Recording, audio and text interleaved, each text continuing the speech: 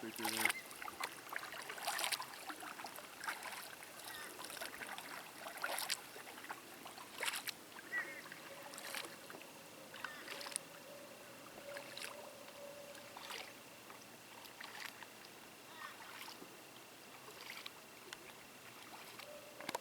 My name is Ben Richards. I grew up in the city. In a place like Atlanta, Georgia, chaos fills the streets at all hours of the day. Everyone is focused on the destination, but never the journey. Stress floods the lives of the urban population like a virus, turning people one after another into zombies, doomed to walk the rut of everyday life.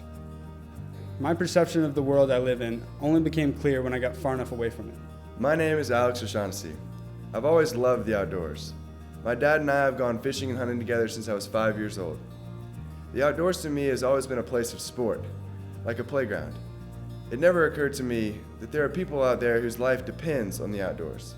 The people who live up and down the lower Chattahoochee and Apalachicola rivers rely on the environment for their livelihood. They live hand to mouth, and that's how Ben and I got to live for 2 weeks. 2 weeks on the Chattahoochee and Apalachicola rivers. I started out very excited. This is something totally new to me. I'd only kayaked one other time, and it was to prepare for this trip. I'd only gone on one other camping trip, and it was only half as long. I was pretty confident going in. I knew I had more experience than Ben, and that I would have to be somewhat of a leader. I immediately started to question the usefulness of that experience when at the end of the first night, while the sun was sinking down over the horizon, we still hadn't gotten to camp. Living on the river is a whole different ballgame. The first morning was shaky. We were too tired to get everything organized the night before, so stuff was just strewn everywhere. Dirty dishes left out, things that weren't even used just tossed on the ground and not put back. It was a mess. We didn't have a system, and everything took longer than it should have. It put both of us in a bad mood. That morning, we promised ourselves to break our bad habits. The second day was tough. Our biggest unforeseen obstacle was the current. There was none. All of our speed had to be generated by us. While it was a huge challenge, it also gave us a sense of pride when we finally made it to George Andrews Dam, on time to be locked through. The dam itself was pretty amazing. Going through those huge doors meant for barges made us feel really small. Lying back, resting in our kayaks while we watched the water level drop was a satisfying feeling, to know we wouldn't have to portage our kayaks and gear around the dam. Seeing wildlife always brought life to our long paddling days. On the first day, we saw the biggest gator I had ever seen, longer and wider than our kayaks. Luckily, the gators we came across were more scared of us than we were of them. On Lake Seminole, Alex spooked one, and the giant thing dove into the water right in front of his kayak. Aside from the alligators, we saw countless birds and bald eagles. On the morning of the fourth day, an owl even tried to eat my fishing lure. Day 3 was one of our most memorable days. For starters, it was the first day we got to camp early. We didn't even know what to do with our time. We explored, first scoping out the showers and power outlets. For the first hour at camp, we were the only people there. It was a Wednesday, so it made sense. That's why I was a bit shocked when I came out of the bathroom and there was a rugged-looking man in his car pulling into the parking space in front of me. I'm taking a bath in the river when a beat-up red Mazda pulls up next to me down the boat ramp. I was a little scared, but the Mazda's driver, James Harper, ended up being an incredible guy. He gave us a first-hand account of growing up on the river, hunting hogs, shooting gators, and catching catfish. He made us feel good about what we were doing. I loved something he told us. If you ain't out here living, you might as well be dead. His love for the river was obvious. It really got us pumped for the rest of our trip. After day 3, we really got into a groove. We packed quicker, we stayed more focused while paddling, and we were more organized. All those countless hours of preparation in the weeks leading up to the trip finally came in handy. We had one good day on Lake Seminole, and we had one bad day on Lake Seminole.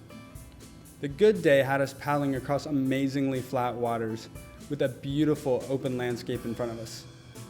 We were able to explore narrow creeks that spilled out into massive ponds surrounded by sawgrass. The bad day? Well, it was terrible. It wouldn't have been that bad except for the fact that we were in kayaks. The waves dumped water in our boats while the wind was pushing against us. That slowed our pace to a crawl. The worst part was our destination was in sight the whole time. It seemed like it never got any closer. To make things worse, the lock operator pushed our appointment back an hour, so we almost had no time to rest. We barely made it in time, even after paddling for 2 grueling hours, continuously. The moment we reached Jim Woodruff Dam, with 2 minutes to spare, was the happiest moment of the trip.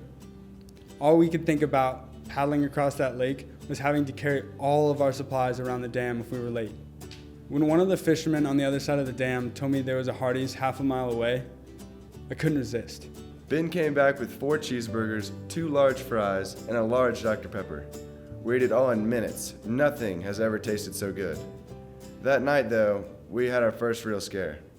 By the time we reached our planned campsite and realized it was a bust, we had no time to find a new one. We paddled in the dark for an hour before we found a spot even relatively suitable. It was barely suitable. There were hog prints all over it, and we heard a pack of coyotes howling nearby within 30 minutes of us stopping there. The next 2 or 3 days went by like a blur. We had our rhythm established, and we moved like clockwork. It wasn't until Easter Sunday that we really took time to sit back and revel in what we were doing. Our campsite was perched on the top of a cliff on a wide bend of the river. Alex and I sat back and talked about how we couldn't believe that all the pieces had come together. I fished every chance I got. Even while we paddled, I would troll my line behind my kayak. I had 3 main methods of catching fish: trolling, casting, and setting limb lines. I had decent success with all 3, but catching fish on limb lines was definitely the most exciting. Alex caught a lot of fish on the trip. I'll never forget the catfish he caught on his limb lines, both of which were huge. I don't know much about catfish, but these things had so much meat. It would have been a waste if we tried to eat them. The first one he caught, I remember him screaming at me while I was on the other side of camp. I was pretty excited. It was the first time I'd ever set a limb line, and I think the fact that I wasn't expecting much made it even more satisfying. We didn't eat the 2 catfish, but we did eat a bass I caught during the day. It was tough to clean a fish with a pocket knife. I wish I had bought a better one to clean with, but it worked out okay. After days of eating nothing but canned food with no meat, fish was a very welcome change. Alex did a really good job of cooking it. It tasted amazing. It was a new experience for me to eat something so fresh. I liked the idea that we were eating off the land and not prepackaged food. Wow, it tasted good. I love eating the fish I catch. To me, it's so rewarding. On the last day, we had a decision to make. We had to decide if we wanted to have a shorter paddle and spend another night in our tent, or if we wanted to try and squeeze the final 24 miles into one day. We got off to a late start, but by around noon, we saw our first mile marker counting down the miles until Apalachicola. 20.3. From that point, I knew we could make it in one day. From then on, each marker that we saw didn't read X miles until Apalachicola. Not to us, at least. To us, we saw X miles till real food, X miles till a hot shower, X miles till dry, clean clothes. The final few miles brought back bad memories from Lake Seminole. This time, it was the John Gorey Bridge stretching across Apalachicola that seemed to refuse to get any closer. The last couple miles seemed to take hours. We got another boost of energy, though, when we saw our parents waiting for us at the marina. Our parents were very emotional. It was an incredible feeling stepping out of the kayaks for the last time, realizing what we had accomplished. 185 miles in 10 days, alone and with no guide. Not bad. When I stepped out of my kayak, everything kind of hit me at once. The memory of every person we met, every campsite, the challenges we overcame, the golden sunsets we witnessed every night for 10 days. I knew I was going to miss it. At dinner that night, our parents had a lot of questions, but one question struck me in particular. Do y'all feel like different people now that y'all have gone through so much? At the time, we answered in the classic annoyed teenager style. I don't know, but it hung with us. How did we change? For 2 weeks, we went cold turkey into complete independence, an experience neither of us had had before. Cooking our own meals, washing our own clothes, being in complete control of how long we wanted to sleep, what we did with our days. It contrasts so greatly with what our everyday lives are like. It honestly felt very different coming back into society, and I doubt we'll ever look at life the same way again. We had done something most people don't get to experience in a lifetime. The first thing my mom asked me as I waded out of the water was, "Would you do it again?" I didn't even have to think about it. Without a doubt.